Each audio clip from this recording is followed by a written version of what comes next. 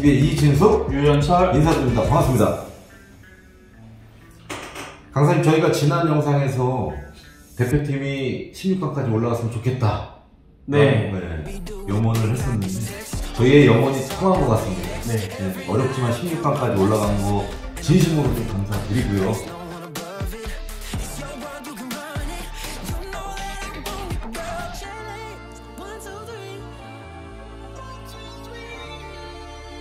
그리고 저희 조회수도 16강 덕분인지 몰라도 좀 많이 올랐어요.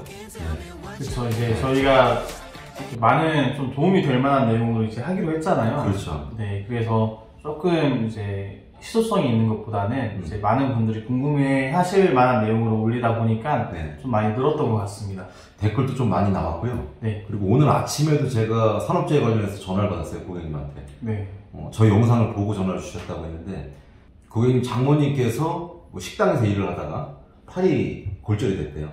수술을 해야 되는데 회사에서는 산업재해를 안 해주려고 하고, 그 지난번에 말씀해 주셨듯이 공상 처리가 있잖아요. 그것도 안 해주려고 한대요. 그러면 어떻게 보상을 해준다면? 그렇죠. 제가 그렇게 물어봤죠. 그럼 어떻게 하겠다는 거냐. 개인 실비 처리하시고, 만약에 산업재해를 처리를 하시려면 그 정직원 되는데 조금 페널티가 있을 수 있다. 개소리. 협박 아닌 협박을. 협박이네요. 네. 그래서 제가 이제 강사님하고 얘기를 해서 그 고객님한테 잘 또 조언을 해드렸고요. 보시는 여러분들도 이런 비슷한 사례가 있으면 언제든지 댓글이나 또 문자, 뭐 카톡 이렇게 남겨주시면 저희가 또 도움을 드릴 예정이죠. 네. 네. 자, 그러면 저희가 이번 영상은 뭘로 촬영을 하기로 했죠? 네, 저희가 일상생활 배상 책임 특약에 대해서 하기로 했습니다.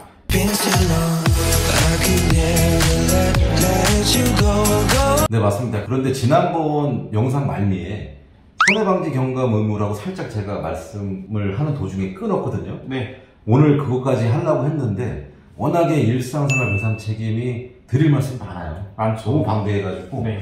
오늘은 일상생활 배상 책임, 뭐 어떤 경우에 받을 수 있는지 보상을, 또 누가 받을 수 있는지, 뭐 이런 거를 좀 구체적으로 말씀을 드리고, 다음 영상에서 손해방지 의무에 대한 내용과 실제 사례를 좀 말씀드리는 건 어떤가 라고 제가 말씀을 드렸거든요. 네, 그래서 저희가 두 번으로 나눠서 촬영을 하기로 했고요. 오늘 같은 경우에는 방금 말씀을 해주셨지만 가장 기본적인 내용에 대해서 좀 설명을 드릴 거고요. 이제 다음번에는 일상생활 배상 책임 특약 안에 있는 손해방지 경감 의무에 대해서 설명을 드리도록 하겠습니다. 자, 그러면 일상생활 배상 책임 특약이 뭔지 간단하게 좀 설명을 해주셔야 될 것 같아요. 예.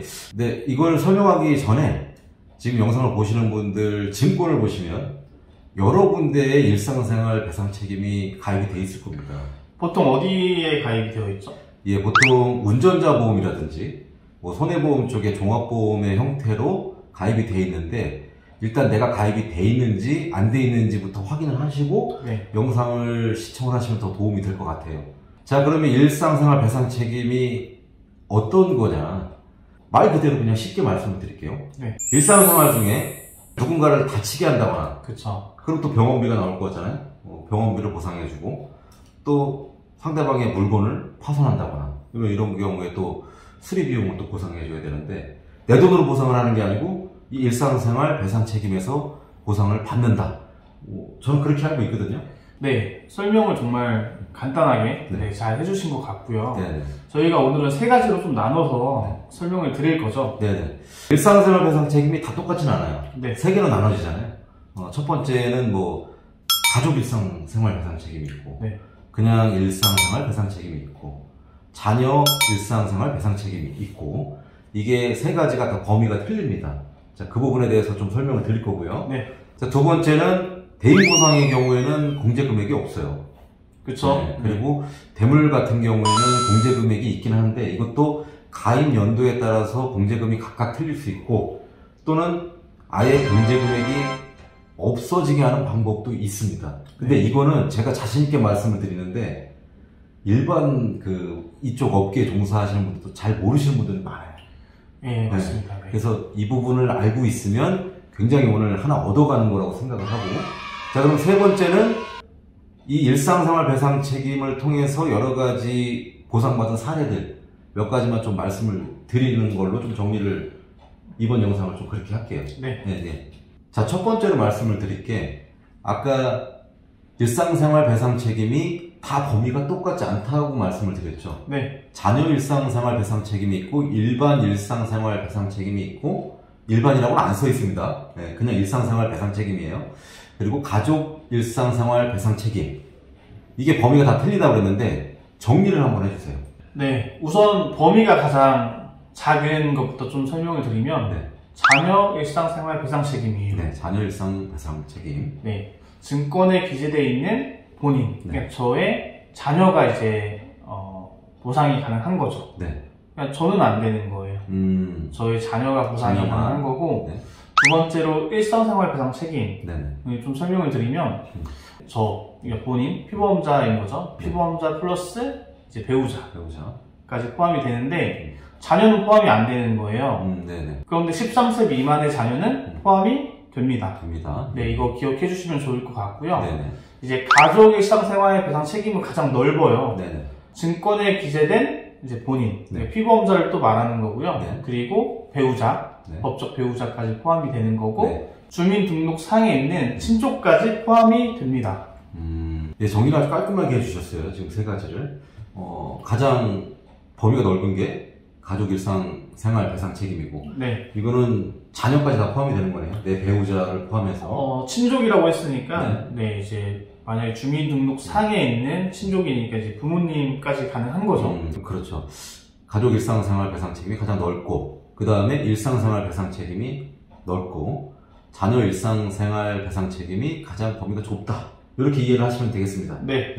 자, 두 번째는 공제금, 즉 자기부담금에 대해서 말씀을 드렸죠. 네. 대인 같은 경우에는, 그러니까 상대방을 다치게 했을 때, 이럴 때는 공제금액이 없다, 그렇게 말씀을 드렸고요. 네.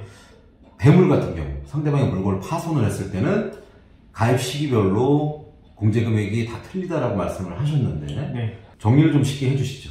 네. 우선 말씀하신 대로 이제 신체에 대한 피해를 줬을 때에는 1억 한도 내에서 이제 보상을 다 해주는 거죠. 네. 그냥 만약에 어떠한 A라는 사람이 병원비가 1,000만 원 나왔으면 1,000만 원 다 보상을 해주는 거예요. 네. 왜냐면 공제금액이 없기 때문에. 네. 그런데 만약에 내가 타인의 노트북이나 이런 거에 파손을 가해서 이제 수리비가 만약에 200만 원이 나왔어요.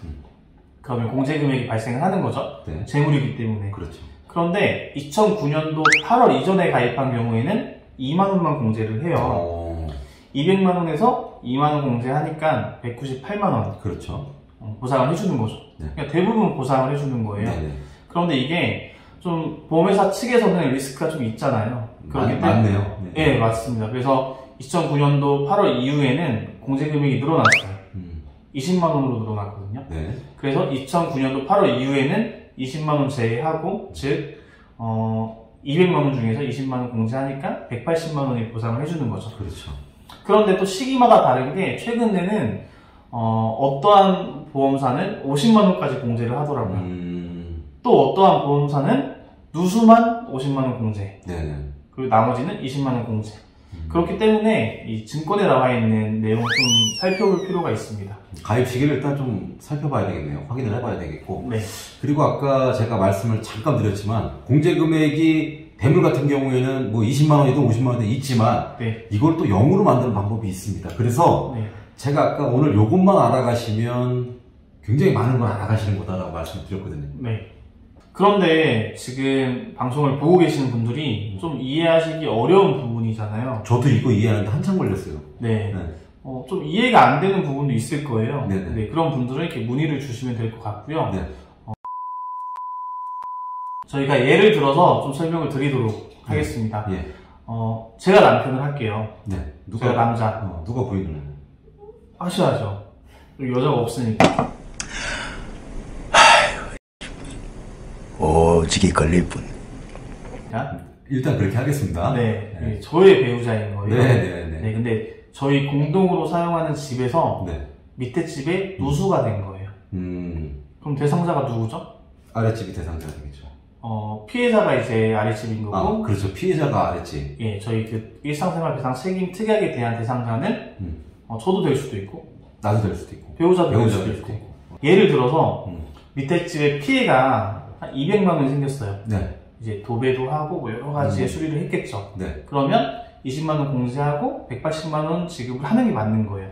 그렇죠. 저희 보험사에서 지급을 하겠죠. 네네. 네. 그런데 저뿐만이 아니라 저희 배우자도 일상생활 배상 책임 특약에 가입이 되어 있다라고 가정을 해볼게요. 네.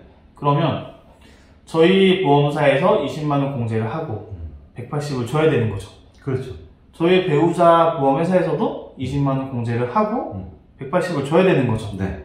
그러면 밑에 집은 얼마를 받는 거죠? 지금 말씀하신 것만 딱 들었을 때는 180만 원, 180만 원이니까 360만 원을 받아야 되겠구나. 네. 라고 생각이 되는데 그게 아니니까 물어봤겠죠. 그렇게 될 수가 없죠. 그렇죠. 일상생활 배상 책임 특약 중에 특징이 하나 있어요. 네. 이거는 비례 보상을 해준다라는 얘기고, 네. 두 번째로 손해보험에 또 대원칙이 있거든요. 네.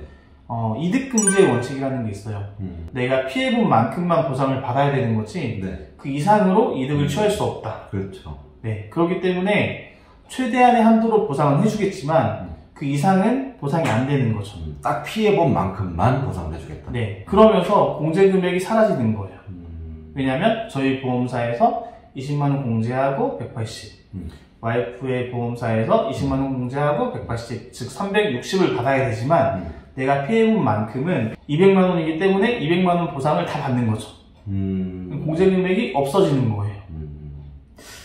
그래요. 이걸 좀 이렇게 얘기했는데도 어려우신 분들이 있을 것 같아요. 네. 도대체 무슨 얘기야? 쉽게 얘기를 하면 이거는 고객도 좋고 보험사도 되게 좋은 거예요. 네. 이쪽 보험사, A라는 보험사. 그러니까 우리 남편, 마음에는 안 들지만 남편이 원래 보험회사에서 받아야 되는 돈이 180만 원이에요. 맞죠? 그냥 180을 20만 원 공제하는 거죠. 네. 그리고 배우자, 나에 대한 보험회사 여기도 180만 원을 줘야 됩니다. 근데 비례보상이라는 특징이 있고 이득금지의 원칙에 위배되기 때문에 180만 원 줄 수가 없어요. 없죠. 그렇기 때문에 얘네들은 100만 원, 얘네들은 또 100만 원. 네.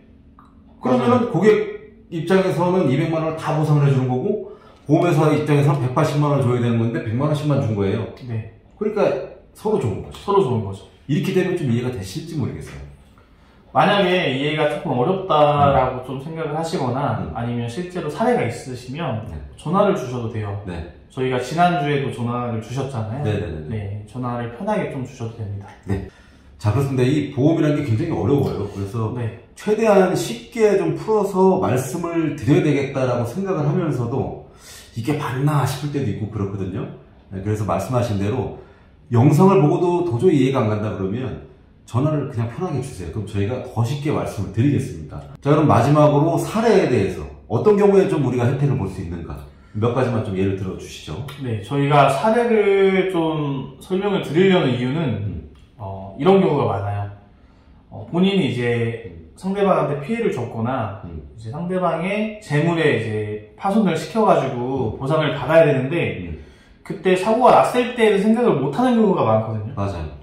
그러니까 일상생활 배상 책임 특약에 대해서도 알고 있고 또 설명도 들었고 하는데 막상 내가 그런 상황이 되면 생각을 못해요. 네, 맞아요. 네, 그래서 본인 돈을 다 지불하고 그렇게 보상을 해주는 경우가 많은데 네, 그래서 저희가 사례를 준비한 게 몇 가지죠? 제가 알기로 4가지 정도 되는 것 같은데 네, 이 4가지만 좀 아셔도 그러한 상황이 생겼을 때 바로바로 떠오를 것 같아요. 네. 3 when I called you up, said I need you now cause I'm losing patience. By 4 you were knocking on my door. 네, 그래서 첫 번째는 누수부터 네, 말씀을 드리도록 하겠습니다. 누수는 방금 얘기를 했듯이 저희 집에서 밑에 집에 누수가 생겼을 때 어쨌든 재물로 이제 피해를 준 거잖아요. 네. 그래서 공제 금액 일부 공제하고 나머지 보상을 해주는 거죠. 네. 네, 그런데 얼마 전에 이제 대법원 판례가 뒤바뀌었죠. 네. 이게 얼마 전은 아니고 조금 몇 달 지났는데 이러한 부분 때문에 저희가 다음 주에 좀 자세히 설명을 드리도록 할 거고요. 그게 손해방지 경감 의무였죠? 네. 네. 그거 다음 영상 보시면은 정확하게 좀 이해가 될 것 같고요. 네. 자, 그럼 두 번째 사례. 네, 두 번째는 폭행에 대해서 좀 말씀을 드리겠습니다. 폭행은 제가 알기로는 안 되는 걸로 알고 있는데. 네, 영상을 보시는 분들도 예. 폭행이 안 된다고 알고 계실 거예요. 네, 그렇죠. 되면 어떤 상황이 생길까요? 되면 너 나한테 마음에 안 들어? 한테 맞아. 예. 뭐 이런 경우가 생기죠. 그렇죠. 때리고 이제 보상을 해주면 되니까. 나 1배상 있어. 이렇게 가는 거죠. 그렇죠. 근데 만 13세 미만의 경우에는 네, 보상을 해줍니다. 아, 이게 예외 조항이 또 있네요. 네. 만 13세 미만의 경우에는 보상을 해준다. 왜 그럴까요? 뭐 본인 의사결정이 좀 부족하다 뭐 이런 거? 축복소년? 네, 맞습니다. 그러니까 만 13세 미만은 책임 능력이 없다고 판단을 하는 거예요. 그래서 폭행의 경우에도 보상을 해줍니다. 13세 미만? 네, 그래서 영상을 보시는 분들 중에 이런 경우가 있어요. 나의 자녀가 다른 그 친구를 좀 폭행을 해서 뭐 안경이 부러졌다거나 아니면 뭐 다쳤다거나 그러면 지금이라도 늦지 않았으니까 네, 청구를 해서 보상을 받으시길 바라겠습니다. 근데 이거 보고 조금 오해 소지가 있을 것 같은데 네. 이게 된다고 해서 무조건 악용을 하시면 안 됩니다. 안 되죠. 안 되고요. 전 사실 이거 조금 연령을 낮췄으면 좋겠어요. 13세에서요? 당연하죠. 한 10세 정도. 요즘에 13세면 굉장히 본인 의사결정 다 해요. 만약에 만 13세 미만의 그 분들이 이 영상을 보신다면 악용할 수도 있지 않을까. 그래서 제가 이걸 할까 말까 지금 고민을 많이 했어요. 왜냐면 저도 우리 애들을 딱 요 정도 나이거든요. 네. 그래서 보고 혹시나 악용을 하실까봐 절대 그러시면 안 됩니다. 네. 그냥 된다는 것만 알고 계시고. 네. 그 다음, 세 번째. 세 번째는 이중주차에 대해서 좀 설명을 드릴까 해요. 예를 들어볼게요. 예를 들어보면 내가 주차를 했는데 내 차 앞에 이렇게 이중주차 해놓는 경우 많죠. 많죠. 네. 그러면 어떻게 해야 되죠? 밀어줘야죠. 밀어줘야 되죠. 그런데 밀다가 특히 여성분들은 힘이 없잖아요. 네. 밀다가 차가 쭉 가는 거예요. 그러다가 그 앞차를 박은 거죠. 나의 과실이 있는 거고, 있죠. 그 타인한테 이게 파손에 대한 그 부분을 또 보상을 해줘야 되는 상황이 생기는 거니까 제외하고 공제금액 제외하고 보상을 해주는 거죠. 1배상에서. 이런 경우가 좀 의외로 많을 것 같아요. 저 같은 경우에도 한 번 있었어요. 실제로. 그래서 제 차 앞에 이제 차가 있었는데 제가 그 차를 밀다가 빨리 앞으로 달려갔거든요. 너무 빨리 가지니까. 네. 빨리 앞으로 달려갔는데 못 맞고 박은 거죠. 참 이게 말씀드리면서 되게 좀 웃긴 게요. 네. 나는 그렇게 보상을 해준다 치지만 그 가만히 있는 차들은 무슨 죄가 있을까? No, God! 그쵸. 네. 어쨌든 이런 거 너무 악용하지 마시고요. 일단 된다라는 것만 알고 계시면 될 것 같고요. 네 번째 사례는요? 네 번째 사례 같은 경우에도 많아요. 이제 혹시 얘기해도 되나요? 개는 훌륭하다 보시나요? 가끔 봅니다. 가끔 보세요? 네. 그러니까 개물림 사고가 많은 거죠. 맞아요. 아직까지도 많다고 얘기를 해요. 그래서 예를 들어서 내가 개를 데리고 산책을 가다가 내 개가 다른 사람을 물었어요. 네. 그럼 다른 사람이 병원에 가겠죠. 그렇죠. 그리고 또 정신적인 피해를 보상을 해줘야 되는 경우도 생겨요. 그렇죠. 심하게 물리면. 네, 그런 거에 대한 보상을 해주는 거죠. 일상생활 배상 책임에서. 네. 근데 얼마를 공제할까요? 얼마? 공제를 할까요? 사람이 다친 거죠? 네. 없습니다. 네, 공제금액 없죠. 없어요. 그런데 이제 또 하나의 예시를 드릴게요. 나의 개가 다른 사람의 개를 물었어요. 그럼 어떻게 되죠? 보상이 가능할까요? 그냥 제 기준에서 말씀드리면 돼요? 네, 알고 계시는 대로. 됩니다. 네. 재물로 들어갑니다, 재물. 네. 그러면 이제 공제 금액이 있을 거고. 그렇죠. 그 공제 금액을 제외하고는 보상을 또 해주는 거죠. 지금 반려동물 키우시는 분들이 굉장히 많은데, 이게 보상이 되는지 모르는 분들이 굉장히 많아요. 굉장히 흔한 사고인데도 불구하고. 보상을 못 받은 분들도 있을 거예요. 네, 있을 거예요. 그냥 다 개인적으로 합의를 해주고 이 정도 선에서 끝냈을 것 같은데, 근데 이번 사례 역시도 절대 악용하시면 안 되는 사례입니다. 네. 혹시 이런 일이 있을 때 가능하다는 것만 좀 말씀을 드린 거고, 내가 저 사람이 마음에 안 들어 가서 물어 이러면 안 돼요. 절대 안 돼요. 그게 안 되죠. 그렇죠, 안 되죠. 네. 나 저게 마음에 안 들어 가서 물어 안 되죠. 안 됩니다.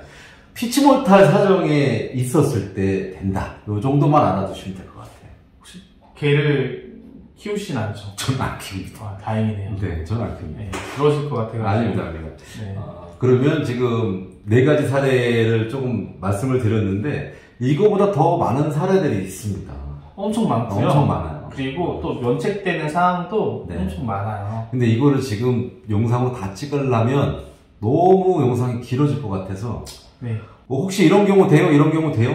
이게 궁금하시면 그냥 댓글이나 문자 주세요. 저희가 다 알려드리겠습니다. 네. 네. 저 일상생활 배상 책임의 기본적인 것만 달아봤는데도 분량이 꽤 많이 나왔어요. 네. 그렇죠. 또 다 말씀도 못 드렸어요. 네. 엄청 너무 많아요. 못 드려서 아쉽긴 한데 다음 영상에서 조금 더 부족한 부분이 있다라고 하면 조금 좀 덧붙여서 설명을 해드리도록 하겠습니다. 왜냐면 네. 다음 영상에서 아까 얘기했던 손해방지 경감 의무 요게 이제 메인이거든요. 요것만 가지고 조금 분량이 안 나온다 싶으면 못했던 얘기까지 좀 하도록 하겠습니다. 다음 주에. 네. 뭐 다음 주 주제에 대해서 덧붙일 말씀 있으세요? 그냥 제가 그 얘기를 할 때마다 막으시기 때문에 좀 말씀을 드리기 뭐한데 네. 근데 방금 말씀하신 대로 일상생활 배상 책임 안에 있는 의무예요. 손해방지 경감 의무라고 해서 네. 그냥 또 간단하게 말씀을 드리면 다음 주에 하겠습니다. 왜냐면 이거 지금 여기서 다 말씀하면 다음 주에 볼 게 없어요. 네. 그죠? 알겠습니다. 다음 주 아니고요. 다음 영상 네. 기대해 주시고요. 마무리 인사드리도록 하겠습니다. 제가 먼저. 네. 네. 자, 구독과 좋아요, 알림 설정 부탁드립니다. 지금까지 보고스TV의 이진수, 유현철이었습니다. 고맙습니다. 네. That's what friends are for.